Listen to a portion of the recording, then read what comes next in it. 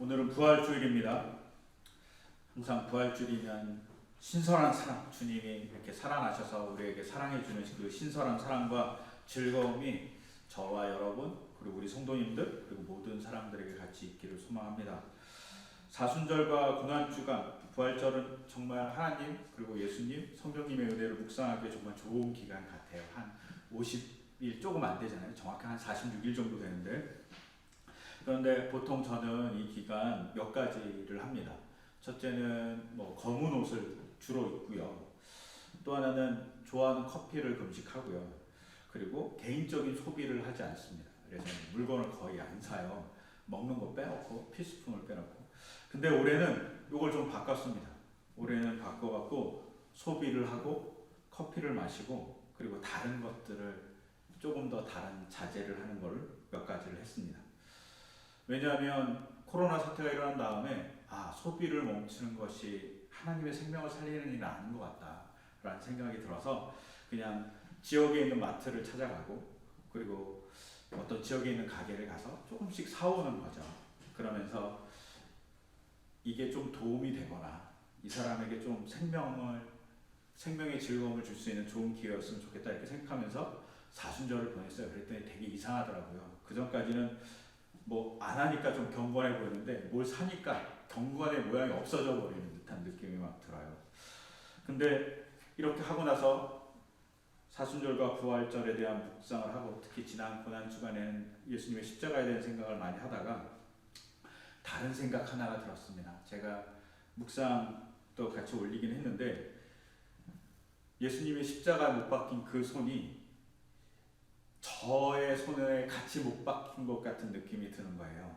그리고 제가 아픈 게 아니라 저를 너무 꽉 잡고 싶어서 접착제로 붙이는 건 모자라서 못으로 저와 손과 하나님 예수님의 손을 붙여놓고 그리고 저를 이렇게 하나님 나라로 바른 길로 이끌고 싶어하는 하나님의 의지 같다는 생각이 막 드는 거예요. 그러면서 성금요일 날은 이런 말씀이 들리는 것 같은 거예요. 나는 너를 절대 놓지 않을 거야 라고 이렇게 계속 얘기해 주시는 것 같은 거예요. 특히 예수님이 손과 발에 못이 박혔어요. 그래서 손과 발에 못이 박힌 그 손과 발로 제 손과 발을 같이 묶어주셔서 꼭 우리가 2인 삼각 하듯이 저를 막 데리고 돌아다니시는 거죠. 그리고 그걸 통해서 잘못된 길이 저에게 주어지면 바른 길로 인도하려고 저를 끌어당기시는 예수님, 그리고 너무나도 우울해하고 있으면 그 우울함을 같이 아파하시면서 옆에서 같이 아파하시는 하나님의 우로, 또 성령님께서 옆에서 이건 아니라고 얘기해주면서 바른 길을 보여주시는 그런 소통이 그냥 옆에 있어서 얘기해주는 친구가 아니라 저랑 같이 붙어있는 제 육체와 같이, 그리고 저랑 같이 호흡하고 계시는 예수님 같이 느껴지는 거예요. 그러니까 박힌 손이 저의 손이고 박힌 발이 저의 발이고, 근데 저는 고통을 당하지 않고 예수님만 고통을 당하고 저는 예수님의 이끌림 따라서 바른 길로 갈 수 있게 만들어 주신다는 느낌이 드는 거죠. 심지어 이걸 더 강하게 느껴진 거는 베드로전서 3장 19절에 예수님께서 옥에 가셨다는 말씀이 있습니다. 이 옥이 감옥은 아니고요, 지옥일 가능성이 많아요. 그런데 여러 논란이 있어요. 이 옥이 지옥이냐 연옥이냐 아니면 다른 지옥이냐, 신학적으로 논란이 많고 상징적인 표현이냐 이런 얘기도 되게 많이 있어요. 그런데 저한테 어떤 의미로 들리냐면 못 박힌 손이 저를 꽉 붙잡는 접착제 같은 느낌이 들면서 이렇게 말씀하시는 것 같죠. 수강아, 내가 지옥에 떨어진다 할지라도 나는 너를 절대 포기하지 않고 너를 찾아갈 거야 라고 얘기하시는 것 같이 들리는 거죠. 꽉 잡아주는 느낌, 그리고 그것이 십자가의 못으로서 저에게 다가온 거죠. 그전에는 못이 고통스럽게 다가왔는데 이번에는 못이 하나님이 나를 얼마나 붙들고 싶었으면 나랑 하나님과 예수님과 못으로 결박했을까라는 감사함으로 다가오는 고난주간 사순절이었어요. 그러면서 이런 생각이 드는 거예요. 저를 이렇게 받기에는, 저를 같이 껴안기에는 제가 너무 더러운 거 아닌가? 이런 생각이 들었어요. 더러움이란 단어가 갑자기 확 생각이 나는 거예요. 그러면서 더럽다는 생각이 들면서 저에게 더러웠던 추억이 한 3개 정도 생각이 났어요. 이건 제가 신방하면서 느꼈던 거예요. 제가 신방하면서 누구의 집을 청소해주고 싶다는 생각이 딱 3번 들었거든요. 그 중에 한 번이 7년 동안 목사가 한 번도 신방하지 않은 집에 신방하게 된 거예요. 신방을 하고 보니까 그분이 한 7년 동안 마음의 병이 있었던 거예요. 그래서 병원에도 다니시고 치유도 받는데 이분이 이제 마음의 병이 있으니까 일도 못하고 마음의 병이 있으니까 사람들하고 만나지도 않고 항상 집안은 어두컴컴한 거예요. 근데 이분이 7년 만에 목사가 신방한다고 그러니까 그나마 마트에 가서 오렌지 주스 이렇게 하나짜리 이렇게 몇 개를 사오고 기다리고 있었던 거예요. 그리고 자기가 이제 그때가 약간 봄하고 겨울 중간이라서 자기의 전기요 위에 조그만 탁자에 그 이렇게 병을 몇 개를 쫙 올려놓은 거예요. 그리고 이제 제가 오기를 또 구역장과 권찰이 오기를 기다렸던 거죠. 그리고 이제 저희가 딱 들어가자마자 앉으라고 그러는 거예요. 그래서 거기 이렇게 앉았어요. 어두컴컴해서 잘 보이진 않는데 앉았어요. 그러니까 이분이 오렌지 주스를 직접 따주시는 거예요. 오렌지 주스가 노랗잖아요.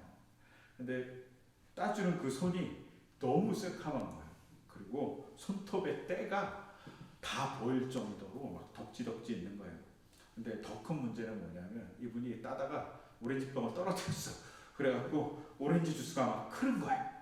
흘렀는데 문제는 급히 이제 전기 위에 떨어졌으니까 급히 막 옆에 있는 휴지를 갖고 막 닦았는데 닦자마자 막 이렇게 검은 물이 막 요에서 막 나오는 거예요. 얼마나 청소를 안 했으면 그 때가 아니면 먼지가 이렇게 두껍게 있는 거예요. 요가 밝은 색이더라고요. 근데 저희가 들어갔을 때 되게 어두운 색이었거든요.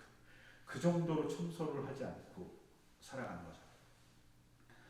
거기 있는 성도님들이 그래도 성실하게, 정말 성실하게 그분이 따준 오렌지 주스를 이렇게 다 마셨어요. 너무 미안한 건 우리가 성실하게 마셨다는 거예요. 지금도 너무 미안하고 아직 그때는 내가 참 덜된 목사였구나 이렇게 생각했어요. 왜냐하면 기쁘게 마셨어야 되는데 그냥 배운 게 있으니까 성실하게 마신 거죠. 너무 미안해요. 근데 그 성실하게 마시던 순간에 한 성도가 그 집에서 나오면서 이렇게 얘기하는 거예요. 목사님, 제가 그 집을 청소해도 되겠냐고. 근데 조건이 있다고. 그래서 뭐냐고 물어봤어요. 했더니 그 7년 동안 마음의 병을 갖고 있는 사람이 허락해주면 청소해주고 싶다. 이분이 정말 청소의 은사가 있는, 교회 청소할 때 이분이 나타나면 정말 깨끗해지거든요. 근데 그분이 청소해주고 싶다고 했고 청소를 조금씩, 많이는 아니고 조금씩 해주시기 시작한 것 같아요. 그리고 정말 너무나도 감사하게 그분은 정말 오랫동안 교회 안 나오다가 교회에 나오시기 시작했어요. 조금은 깨끗한 모습으로. 저희가 더러운 거 별로 좋아하지 않잖아요. 근데 정말 지저분한 집, 막 먼지가 쌓여갖고 막 때가 이만큼 있는 집인 거예요. 근데 제 모습이 그런 거 아닐까? 갑자기 더러움이라는 생각을 하면서 그렇게 생각이 되는 거예요. 근데 예수님이 저에게 오시는 건 그렇게 더러울지라도 내가 너랑 같이 있을 거야. 나는 너를 더럽다고 냄새 난다고 얘기해 주지 않을 거야 라고 얘기하시는 것 같은 느낌이 드는 거죠. 나는 절대 너를 포기하지 않고 너의 냄새도 참아줄 수 있어. 너의 더러움 그런 건 문제되지 않아. 나는 너랑 같이 붙어 있을 거야 라고 하는 게 십자가의 목같이 느껴지는 고난주간이었어요. 그리고 고난주간 내내 저희가 이제 설교를 준비하면서 뭘 생각했냐면 부활이 저한테 무슨 의미일까? 여러분한테는 무슨 의미일까? 맨날 부활절 기쁘게 지킨다고 얘기하지만 부활이 정말 기쁜가요? 라고 물어보고 싶은 거예요. 부활절에 만나서 달걀을 막 까먹으면서 즐거워하지만 그것이 부활에 정말 생동감을 느끼게 하느냐에 대한 문제가 자꾸 질문되는 거예요. 저는 부활의 생동감을 옛날에는 룸메의 시 때문에 느꼈어요. 죽은 자의 사랑은 신선하지 않다. 산 자의 사랑만이 신선하다고 얘기한 룸메의 시가 그래 부활은 주님께서 살아있어서 나랑 사랑하는 증거지 라고 생각했어요. 그리고 그거 말고 다른 거 없나? 라고 생각하는데 저한테 요번에 조금 다른 사순절을 보내고 조금 다른 고난주간을 보면서 다르게 한 가지가 다가왔어요. 그거는 부활이 조금 더 큰 사랑으로 다가온 거예요. 그 사랑이 그냥 다가온 게 아니라 하나님의 강력한 의지로서의 사랑의 행동으로 다가온 거예요. 작년에 큰 인기를 얻었던 영화 중에 어벤져스 엔드게임이라는 영화가 있어요. 이 어벤져스들 중에 일부가 막 다 죽었어요. 그랬는데 이분들이 다시 살아나서 돌아와요. 그리고 그들이 한 일이 뭐냐면 복수예요.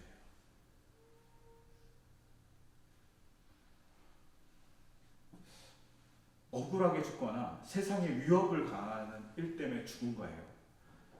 근데 그것을 저항하면서 죽었어요.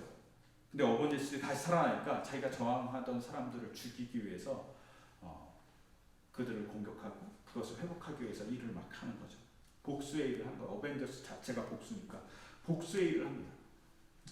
또 폭망한 영화 중에 2017년인가 희생부활자라는 영화가 있었어요. 이 영화의 내용은 단순해요. 그냥 사법적으로 부정의하거나 미진한 조사 때문에 혹은 미해결된 상태로 끝난 살인사건이 있는데 살인을 당한 사람들이 그 억울함을 풀기 위해서 부활해갖고 자기를 죽인 가해자를 찾아가서 그 가해자를 살해한다 뭐 이런 내용의 영화예요.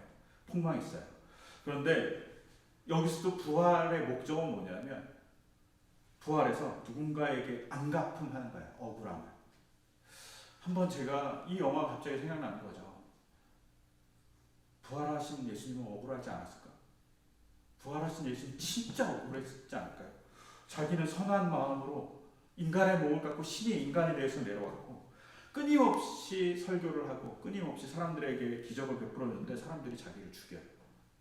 심지어 그렇게 믿었던 제자가 배반해요.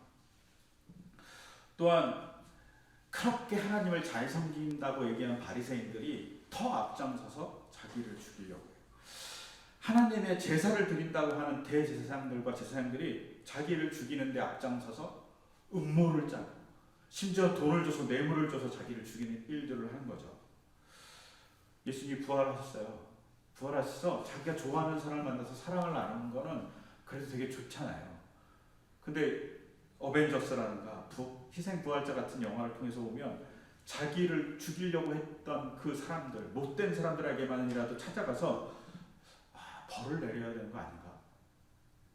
라는 생각이 드는 거죠. 근데 성경을 쭉 읽고 외경도 읽고 뭐 그러보면 아직까지 제가 발견하지 못했을 수도 있고 없을 수도 있어요. 예수님이 찾아가서 복수했다는 얘기가 없어요. 자신을 죽음에 내몬 대제사장한테 찾아가서 야, 너 대제사장인데 제대로 하고 있냐? 이렇게 얘기하지 않는다는 거죠. 베드로에게 찾아가서 야, 너는 그렇게 수제자라고 막 떠드는데 네가 나를 그렇게 배신할 수 있어? 라고 그것만 갖고 훈계하지 않는다는 거죠. 바리새인들 율법을 그렇게 잘 안다고 잘 지킨다고 하는데 니네가 뭘 알아? 나도 모르면서 라고 얘기하지 않는다는 거죠. 그들을 찾아가고 그들을 혼내주지 않아요. 만약 그들을 찾아가고 혼내줬으면 어땠을까 한번 생각해보면 엄청난 파장이 일어나지 않았을까요? 엄청난 파장과 두려움에 떨면서 사람들이 예수님을 믿지 않았을까 이런 생각을 해보는데 예수님은 오히려 그런 일을 하지 않습니다. 왜요? 그 사람도 사랑하니까. 그 사람도 예수님의 못 박힌 손으로 같이 그 사람과 결박되어서 그 사람이 악한 것에서 끌어내서 가지고 싶으니까 예수님은 그들을 찾아가서 복수하지 않습니다. 대표적인 케이스가 사도 바울이잖아요. 예수님이 그렇게 사랑하는 스데반이라는 그 사람을 죽이는 음모를 짰는데 그 사람을 찾아가서 이 못된 놈아 라고 때리지 않아요. 그 사람을 찾아가서 뭐라고 얘기하냐면 사도행전 26장에는 가시돋친 그 채찍이 나를 예수님을 때리는 게 아니라 바울 너 자신을 때리고 있다고 얘기해요. 핍박받는 예수님이 내가 핍박받는 예수인데 네가 핍박하는 예수를 네가 채찍으로 때리는 게 아니라 너 자신을 채찍으로 때리고 있어 라고 얘기하거든요. 예수님이 사도 바울을 보면서 네가 아프지. 네가 아픈 거야. 근데 내가 그 아픔을 십자가의 고통으로 같이 아파하고 있어.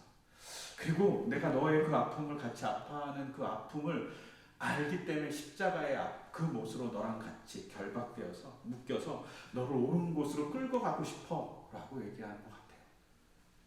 그러기에 바울은 예수님을 핍박하는 자에서 예수님을 전하는 복음의 전도자가 됩니다. 저는 이게 부활의 사랑의 증거라고 생각합니다. 부활의 사랑이 그냥 그래 부활해서 기뻐 이런 게 아니라 정말 사랑하는 행위인 거죠. 그 사랑하는 행위가 뭔지는 복수를 하지 않고 사랑을 베풀어준 행위로서 증거됩니다. 이런 걸 잘 보여주는 게 오늘 우리가 읽었던 창세기 50장에 나오는 요셉의 이야기입니다. 요셉의 아버지가 돌아가셔요. 야곱이 돌아가시자 형들이 찾아옵니다. 그리고 형들이 왜 찾아왔냐면 뻔하죠. 아버지가 돌아가셨으니까 요셉이 그동안 참고 있었던 것을 가지고 복수할까봐 찾아갑니다. 그리고 이렇게 얘기합니다. 본문을 보면 아버지께서 돌아가기 전에 남기신 유언이 있습니다. 아우님에게 전하라고 하시면서 너희 형들이 너에게 못쓸 일을 저질렀지만 이제 이 아버지는 내가 내 형들의 허물과 죄를 용서해 주기를 바란다 하셨습니다. 그러니 아우님은 우리 아버지께서 섬기신 그 하나님의 종들인 우리가 지은 죄를 용서해 주시기 바랍니다 라고 얘기해요. 이게 되게 어처구니 없는 얘기예요. 왜냐하면 창세기 49장에 야곱의 유언이 있어요. 아들 하나하나를 두고 다 유언한 내용들이 정말 길게 기록되어 있어요. 근데 그 기록엔 이 내용이 없어요. 형들이 한 말이 거짓말인지 진짜인지 알 수 없어요.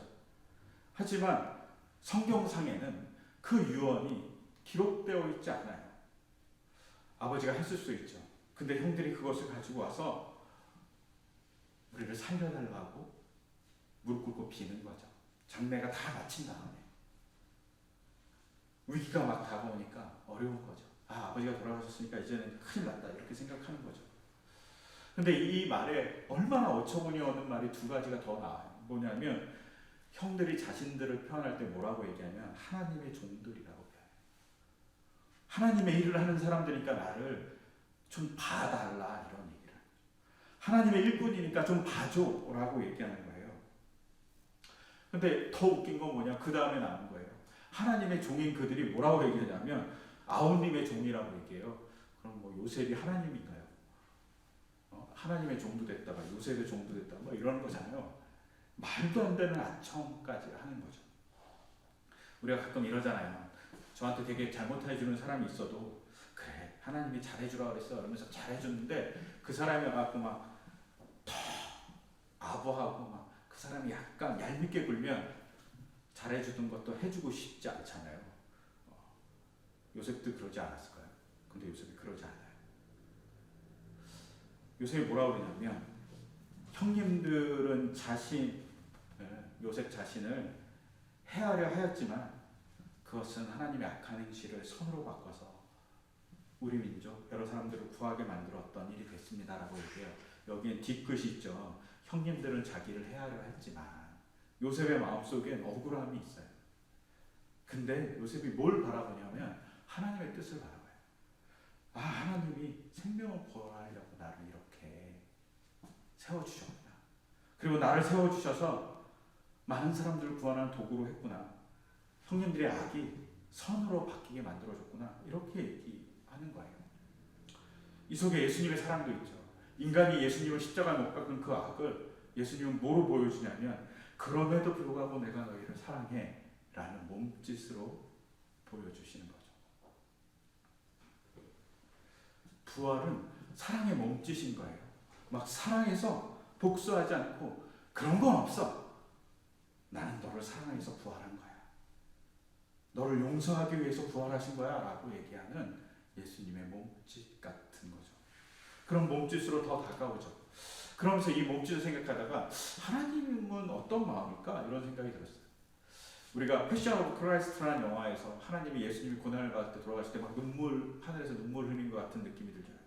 그 슬퍼하시던 그 하나님이 예수님의 부활을 보면서 어떤 느낌이었을까? 아니면 예수님이 부활하기 전까지 예수님이 하나님을 만나지 못하는 그 죽음의 기간 동안 어땠을까? 이런 생각을 해봤어요.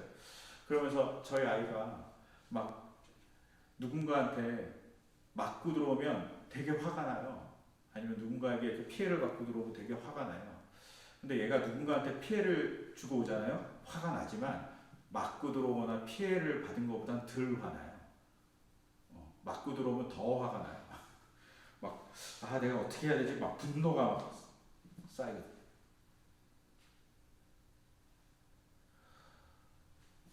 하나님이 예수님이 맡고 있는 걸 보면서 분노하지 않았을까요?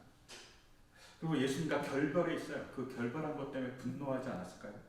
3일 동안 아마 분리되어 있었을 거예요. 그것을 알 수 있는 건 요한복음 10장 17절에 예수님이 뭐라고 그러냐면, 내가 마리아에게 예수님을 만지려고 하니까 내가 아직 아버지께로 올라가지 않았다. 나를 만지지 마라. 이렇게 얘기하세요. 예수님이 19장 17절 이렇게 예수님이 자기가 부활한 것에 대해서, 그리고 부활한 다음에 하나님을 만나지 못한 것에 대해서 얘기해줘요. 그러니까 예수님은 하나님과 결별된 상태고 그 결별이 너무나도 아픈 상태인데 그 예수님뿐만 아니라 하나님도 아픈 상태인 거죠. 근데 하나님이 그 아픈 상태에서 예수님이 부활하면 기쁘시잖아요. 그리고 기쁘신 다음에 그래 내 아들을 고통스럽게 한 애들을 다 쓸어버리겠어 이렇게 마음 먹을 수도 있으시잖아요. 근데 그러지 않으셔요. 성부 하나님은 분노를 표출하지 않으세요. 또 성령 하나님은 어떨까요? 우리가 성령 하나님을 뭐라고 얘기하냐면 소통의 하나님이라고 얘기해요. 누군가를 이렇게 교통하게 해주고 그 자체가 소통이신 분이에요. 그런데 예수님이 지옥에 가셨다잖아요. 베드로 전서 3장에 의하면. 근데 지옥에 가시는 동안 그 소통이 끊긴 거예요. 그 관계가 파괴된 거예요. 근데 그 관계가 파괴되는 그 과정에 분노할 수 있잖아요. 근데 그 분노하신 성령님이 분노했다라는 내용이 성경에 존재하지 않아요. 저희 아들 카카오톡이 지금 한 달 한 반 정도 중지된 상태예요. 연결이 안 돼요. 막 카카오 고객센터한테 막 전화는 안 되고 막 카톡을 보내면 똑같은 답을 계속 반복적으로 보내요. 그리고 심지어 그제는 한 달 전에 보냈던 서류를 다시 보내라고. 순간 오늘 아침에 그걸 보고 뚜껑이 열릴 뻔했어요. 야 이건 뭐 하는 거지? 이분들은 뭐야? 이런 생각이 드는 거예요. 한 달 전에 이미 보낸 서류를 아직도 안 봤다는 거야. 똑같은 서류를 왜 또 보내라고 해? 뭐 이런 생각이 막 드는 거죠. 우리가 작은 SNS 하나 중지돼도 그 소통이 중지돼도 되게 화가 나고 분노하는데 예수님과 하나님의 그 친밀한 관계가 파괴된 거예요. 거기에 분노할 수 있죠. 그 파괴를 준 인간을 향해서 분노할 수 있는데 그런 거 주지 않으세요. 그리고 부활하신 예수님, 부활을 이끄신 하나님, 그리고 부활의 힘으로써 존재하는 성령님께서는 인간에게 찾아오셔서 인간을 돌보죠. 예수님께서 보혜사 성령을 보내서 너희를 돌볼 거라고 얘기하잖아요. 돌봐주십니다. 이 속에 부활의 사랑이 있습니다. 부활이 사랑이구나 라는 걸 느낄 수 있죠. 삼일체의 하나님께서 인간을 향해서 분노하시지 않고 벌을 내리시지 않는 장면이 내가 너를 사랑하는 모습이야 라고 얘기하는 것 아닐까 싶어요. 그리고 이것이 용서의 사건이라고 저한테 다가오더라고요. 용서의 사건일 뿐만 아니라 그 용서가 저에게 소망이 되는 사건이지 않을까 싶어요. 여러분 부활이 뭡니까? 끊임없이 물어봐야 되죠. 부활이 무슨 의미입니까? 부활절이 가장 즐거워야 될 교회 행사인데, 그리고 부활이 가장 즐거운 나의 삶의 자리여야 되는데 우리는 부활을 뭐로 느끼나? 그냥 어렸을 때는 달걀 까먹는 날이었던 것 같고 선물 받는 날이었던 것 같아요. 근데 지금은 저를 용서해 주시는 주님의 사랑의 몸부림으로 보이고 내가 어찌할지라도 나는 너를 안아줄 거야 라고 얘기하는 주님의 다시 찾아오심이 부활이라고 생각해요.